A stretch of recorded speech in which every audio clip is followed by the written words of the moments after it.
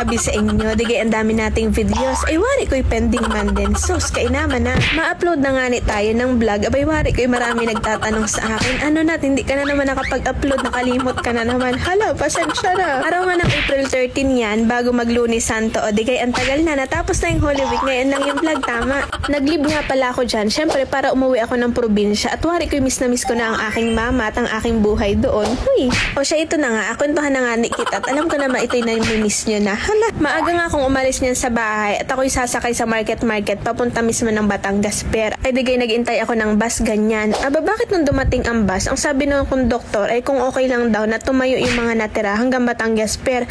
Ay kainama naman eh, isipin mo matayo ka ng 2 oras. Ayain na. Eh ang ginawa ko dyan, pumunta ako ng Bindia Station at ako'y nag-angkas na laang doon para ako'y makasakay. Abuti nabutan ko pa itong mismong bus. At abuwari ko'y makamot ka sa ulo kahit di nangangati. Uy, at dahil nga uwian yung araw na yan at wari ko'y mapupuno na naman ang pier, ay di tayo nauna-una na kahit papaano. At nang makarating na nga yan ng Batangas Pier, abawari ko'y tuwan-tuwa na naman ako at abay, makakauwi na naman ng probinsya. Syempre, me as an overthinker, yes naman, talagang kaya na nating umuwi mag-isa. Pero nakakamiss din pala ano yung kasama natin yung magulang natin noon, bata pa tayo, mga ganyan. So, ang dami na namang realization ni Tia. At pagkarating ko nga yan ng Batangas Pier, yan ang inasabi. Abay, tingnan nyo naman, wari ko ang daming taong pauwi. Ay tara na, Diyos ko. Wari ko yung mga artista daw ay pauwi na ng probinsya. Aba, ay kailangan yun ha. At yan ay miminsan laang. Hala. At syempre, mi asa maikli ang pasensya, di kailangan natin magtiis dito. Ba't wari ko anong haba na nga ng pila, di no choice man din tayo. Lang hindi ka makauwi niyan. Habang ako ay nakapila niyan, ako'y nagwo-worry sa mismong battery ng cellphone ko. At anong hilig ko magamit ng cellphone, aba, ilang oras pa magiging biyahe. Ay, wari ko man di malulobat agad. Buti na laang at may nakita akong kakilala ko dito. At nakita ko yung dati kong prof sa Minsu, si Sir Kits. Yes naman, di kami nagtsikahan na lang. At wari ko hindi agad nakapag-cellphone. Yes naman, talagang napakagaling. Nagakwentuhan nga lang kami ni Sir noon habang nag-iintay kami ng barko. Aba, wari ko naman, Diyos ko. Layo-layo naman yung barko. Doon pa sa dulo-dulo. Yun man din yung inasabi ko na sana yung masakyan ko. Hindi yung barko ay nasa dulo. Diyos ko, tawa nga. Sabi na't nandoon nga ang barko. Mga bandang alas 11, alas 12 ngayon. Diyos ko, katirikan man din ang araw. Tas anong bigat pa ng bago. Eh, di kayo no choice man din. At syempre, sa wakas, pag-aakyat nga natin ng barko dyan, abay, wari ko'y pahirapan makahanap ng upuan. Buti na lang at dadalawa kami ni Sir. Ay, di kami may nahanap dito pa sa harap ng 7-Eleven. Yes. Alam nyo, sa totoo lang, ako'y natutuwa lang din sa sarili ko kasi, alam mo yung pag pinalaki ka ng magulang mo na talagang attentive ka, active ka sa lahat ng bagay, yun yung nakakatuwa. Kasi isipin mo, kapag umaalis ako ng bahay, laging sinasabi ni mama na magbaon ka ng tubig, magbaon ka ng pagkain, ganyan. Buti na lang at nakapagbaon ako noon, awari ko'y nakapagluto pa. Di kahit papaano, hindi na tayo napabili. Yes naman.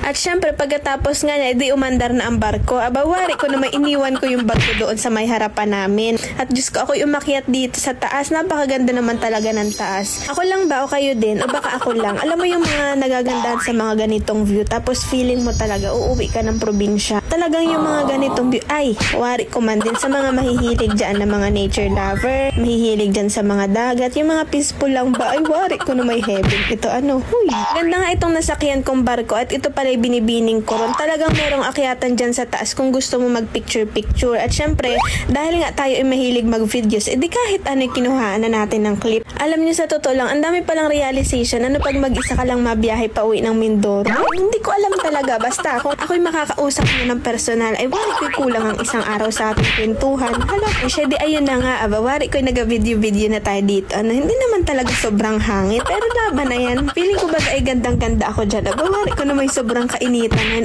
Ay, kainama na. Pero alam niyo, ako'y natutuwa dyan kasi diga ako'y nag-video-video. Gusto ko kasi mag-picture. Tapos meron doon na Montenegro na crew na lalaki. Sabi sa akin, ma'am, gusto niyo picturean ko na lang kayo. Ay, di ako'y pinicturean. Aba, ako'y tuwan-tuwa naman. At syempre, nag-initiate. Ano ka, shoutout dyan sa mga Montenegro lines na mga crew.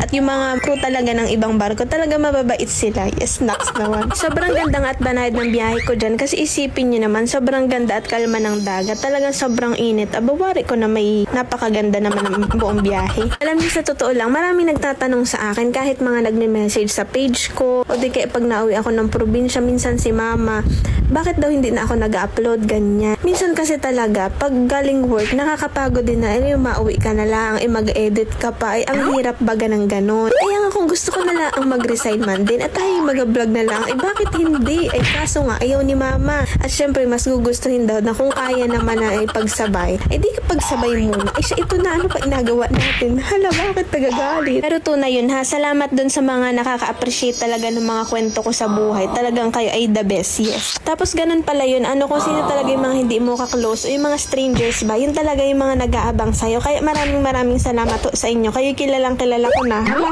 At ayun na nga, wari ko, tingnan nyo naman dito ang mga sanggang mangya natin. Wari ko, mga asasarap ng upo dito, ay kasarap naman talaga ng hangin. Kung doon sa vlogger na kay Amos Col TV, tingnan mo na sila tiyo dito.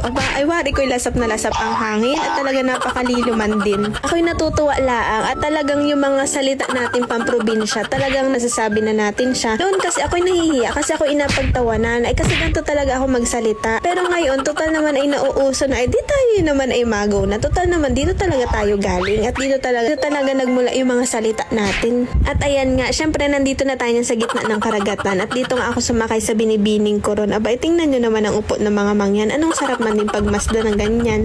Medyo malapit-lapit na nga yan. Tingnan nyo na may tanaw ng Oriental Mindoro. Yes naman. Alam niyo, ako'y natutuwa man din kapag naandito sa Maynila. Tapos ang dami nagatanong na taga saan ka ganyan. Tapos inasabi ko na ako'y taga Oriental Mindoro ganyan. Tapos inasabi nila na ay ang ganda doon. Lalo na sa Puerto ganyan. Ang ganda ng mga beach doon. Parang ako yung kinikilig baga. Kasi syempre tayo ay taga doon. At tapos may mga nakaka-appreciate ng ganda ng Mindoro ganyan. Kaya buti na lang. Talagang sumisikat na yung Mindoro kahit saan man yung dalhin. Talagang alam na at talagang subok na nila. Uy, nagtagal nga pala ako dyan sa labas at kausap ko dyan si Sir hanggang malapit na doon mismo sa port. Kami nagkwentuhan laang dyan at iniwan namin yung gamit namin. Alay, bahala na yun. At syempre nang papalapit na nga yan, wari ko naman ako'y natutuwa na at sa wakas naman tayo ulit ay makakatungtong dito sa ating probinsya.